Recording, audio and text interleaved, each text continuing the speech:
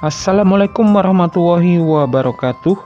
Apa kabar semuanya? Semoga selalu sehat, dilancarkan rezekinya, dimudahkan segala urusannya. Amin.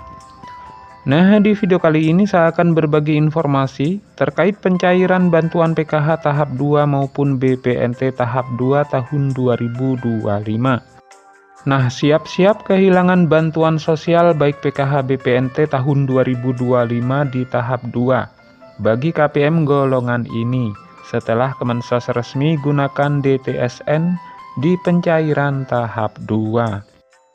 Nah, siapa saja kira-kira KPM yang masuk ke dalam golongan yang akan kehilangan pencairan dana bantuan sosial PKH dan BPNT tahun 2025 ini?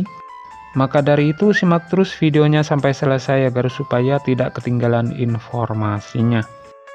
Nah, perlu diketahui bersama bahwasanya telah resmi berlaku aturan baru ya, dan siap-siap kehilangan pencairan Bansos PKH dan BPNT tahun 2025 bagi KPM golongan ini setelah Kementerian Sosial resmi menggunakan data baru yaitu DTSE di penyaluran tahap 2. Nah, seperti yang kita tahu bahwa saat ini Kemensos sudah resmi menjadikan DTSE sebagai acuan data baru di tahun 2025. Dan di waktu yang sama DTKS resmi dihapus dan kini berlaku aturan baru sesuai yang ditetapkan Kemensos melalui DTSE.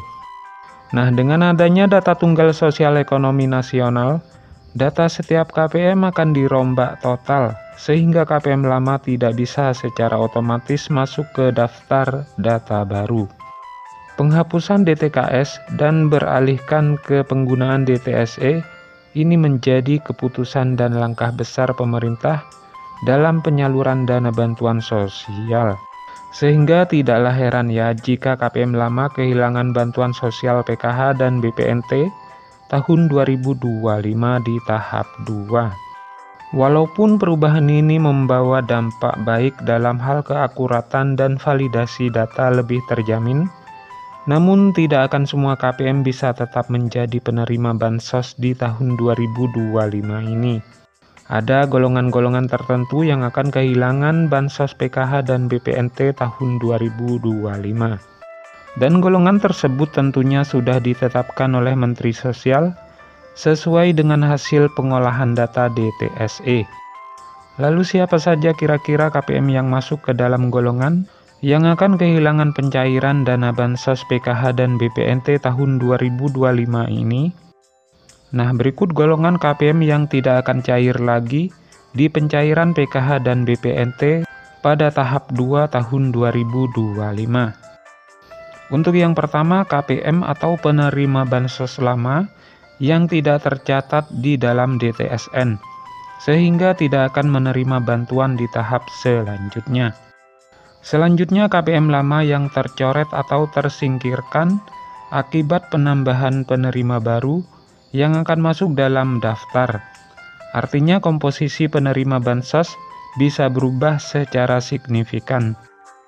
Selanjutnya, golongan KPM yang masuk graduasi ya, di mana keluarga penerima manfaat yang sudah mandiri atau dianggap tidak lagi memenuhi kriteria akan dikeluarkan dari daftar penerima bantuan sosial tahun 2025. Selanjutnya, KPM yang tidak lagi memiliki komponen PKH. Nah, keluarga yang sudah tidak memenuhi syarat komponen PKH seperti anak yang telah lulus sekolah tidak lagi terdaftar sebagai penerima. Hal ini terjadi akibat pembaruan data yang dilakukan pemerintah untuk memastikan bantuan tepat sasaran. Selanjutnya, KPM yang tidak lolos verifikasi kelayakan, di mana setiap bulan pemerintah melakukan verifikasi kelayakan penerima bantuan sosial. Nah, KPM yang dinyatakan tidak layak, misalnya karena perubahan kondisi ekonomi, tidak lagi berhak menerima bantuan sosial. Kategori ini menunjukkan pentingnya pembaruan dan validasi data penerima Bansos agar bantuan tepat sasaran. Nah, sekian dulu informasi ini, semoga bermanfaat. Sampai ketemu di informasi-informasi selanjutnya. Assalamualaikum warahmatullahi wabarakatuh.